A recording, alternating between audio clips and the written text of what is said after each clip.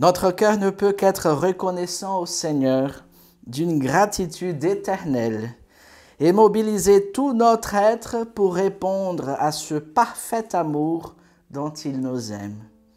Et il n'y a qu'une seule manière d'y répondre, en aimant, en se consumant d'amour pour celui qui nous a tant aimés.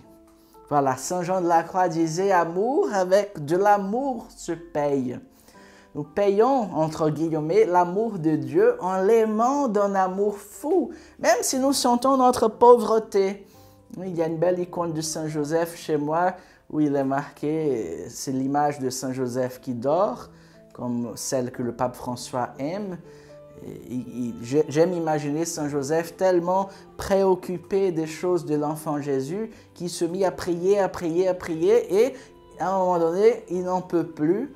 Et il s'endort dans la prière et s'abandonne doucement entre les mains du Père.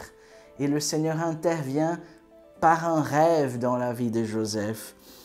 Alors, le Seigneur, il y a dans cette image chez moi, on a rajouté un petit tableau qui dit « Avec ma pauvreté, je veux aimer et servir le Seigneur mon Dieu. » C'est tout à fait cela.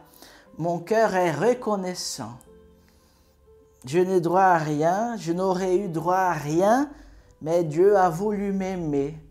Quelle grande nouveauté! Ça, c'est l'Évangile. C'est une bonne nouvelle.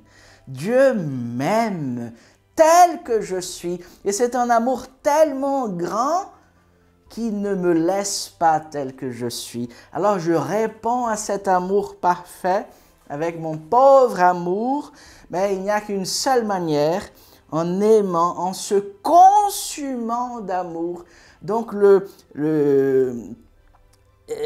carburant qui nous donne de répondre à l'amour de Dieu, c'est nous consumer, c'est l'amour même, c'est l'Esprit Saint qui nous introduit dans le mouvement de la Trinité, qui est amour vers celui qui est devant nous et accueil total de l'amour avec lequel il nous aime. Aimer celui qui m'a tant aimé. Ce n'est pas tant le aimer par devoir, je dois aimer Dieu, même si nous savons que Dieu existant, sa créature doit l'aimer. C'est logique. Mais le Seigneur veut, au-delà du devoir, conquérir, apprivoiser notre cœur, nous faire tomber amoureux. Et c'est l'amour qui rend tout souple, c'est l'amour qui rend tout, qui enlève le poids de toute réalité. Et tout d'un coup, nous nous rendons compte que des choses que nous ne serions jamais capables d'accomplir, nous le faisons parce que l'amour de Dieu a pris possession de notre cœur. Il est entré dans notre cœur.